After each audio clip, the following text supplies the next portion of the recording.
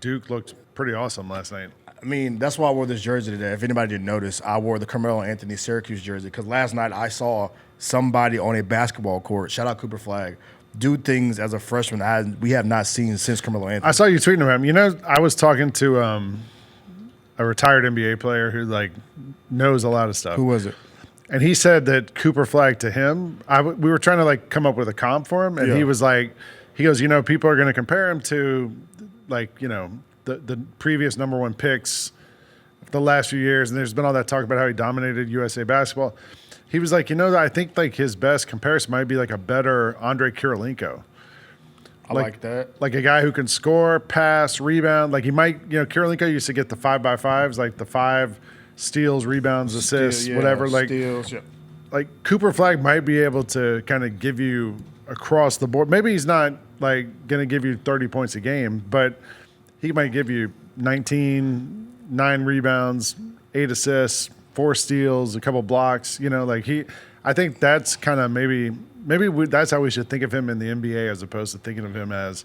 I mean, I watched him last night, and I was thinking some of what Tayshaun Prince did at Kentucky. I don't know if it was because they're both long, really athletic players. Flagg ended the night with 30 points, 7 assists, 6 rebounds, 3 blocks. There was a play late in that game where shot clock is running down. You put the ball in Cooper Flagg's hands.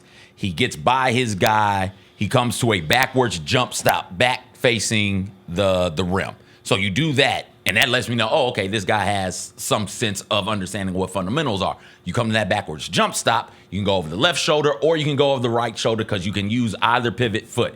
He decides to go over the left shoulder. The dude in the corner decides to gamble and come get the ball, try and get the deflection, get the steal. Flagg slightly moves the ball. He senses them coming and says, nope, I still have it. That dude just whiffs. He olays him like a bullfighter. He going the other way. Flagg turns over the shoulder. He's got a dude in the corner who he can hit. He can go up with it with his right hand. What he decides to do, because the weak side defender on the block comes over to help on the hook, he throws a beautiful lob. And it's just like some of those things are instinctive. Some of those are the way that he's been coached throughout his career.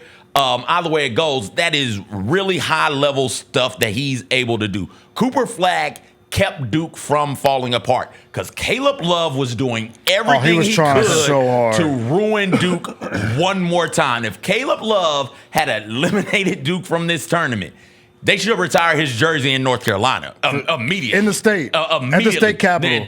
Here's your jersey. Yes. Here it is. You are now king of North Carolina because you've been the bugaboo to Duke. Caleb, you beat Coach K in his last home game. You beat Coach K in his last game ever, and the first time that Duke, North Carolina ever played in an NCAA tournament. You had a big game in that Final Four matchup. And on your way out for Arizona, you gonna do it again? That would have been incredible. And you took Buddy's girlfriend in the process. Shout out RJ Davis.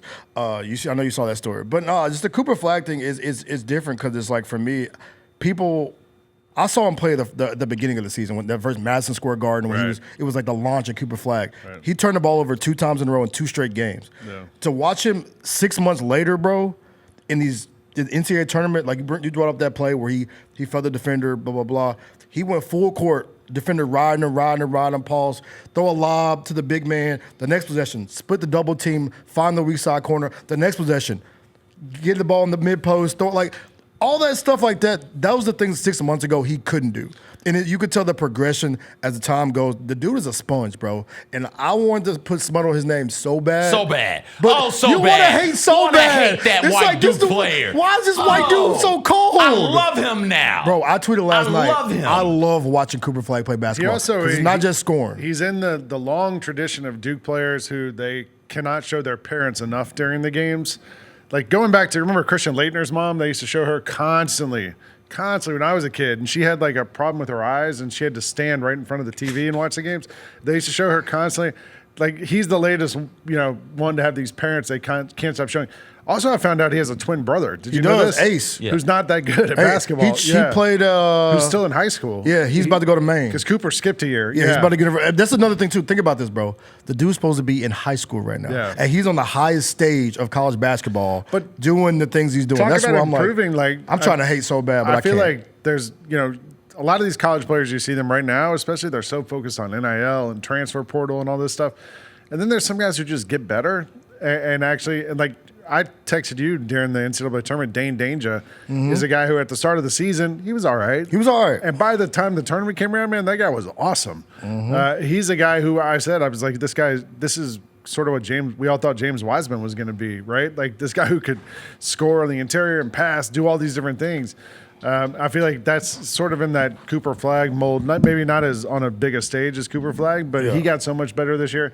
And some of these college guys, like Chad Baker-Mazara on Auburn, that's a 35-year-old, right? 25. Yeah, he's 25. He's been around forever, and he's going to make he's a couple $1 million probably playing college basketball. I don't know if he makes it in the NBA or not. Even this year, like Cooper Flagg, the two guys who are like in the running for College Player of the Year, Cooper Flagg and Janai Broome, who I saw yesterday was like a mid-second round draft pick projection. Yeah, he's old. So the two best players in college. One of them is going to be the first pick in the draft. One might not get drafted.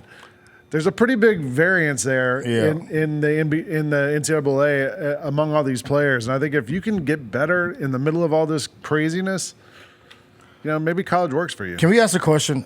We gotta ask, is this the most likable Duke team we've had in a long time? Like, because I feel like you like the Duke. Is there another team you've ever liked? Maybe the Duke people brand like is like hateable. Zion and Barrett, I feel like team? I also hated that team, though. Okay, because I did also. I think this is the only likable Duke team. You got the nipple running around. That's what I'm saying. You got Zion James out there. You got the big goofy Cooper. They don't have that kind of hateable point guard a lot of those Proctor, Duke teams had. Like Greg Paulson or Paulson or Wojo or Hurley. Jay Williams. Yeah, Jay Williams. Definitely a hateable guy. But there's been a lot of those kind of point guards that were sort of like the tip of the spear for those Duke teams. You would see those guys be like, all right. And then Coach K was always there. Yeah. And everyone, he looks like the logo. I mean, John Shire was one of the guys you hated when he played there. And now true. he's the coach, and now you're kind of like, all right, whatever. It's like, why can I hate this team, bro? Why can I hate Duke? Like what? They hadn't done anything to be hateable. Those other need Duke we need somebody to trip somebody? Were schmarmy. Go full Grayson Allen. Like that's like they don't have a villain. They're a schmarmy one because that's what makes a Duke villain is the arrogance, the I'm better than you that comes with it. I remember Williams beating the hell out of somebody, like 10 seconds left, and he's just taunting him with the ball in his face, gets cross-checking to the table, rightfully so, and he's like, what? Why would you do that? It's because you're being an asshole. The Jessica Benson Show with CJ Hurt, live every weekday at 8 a.m.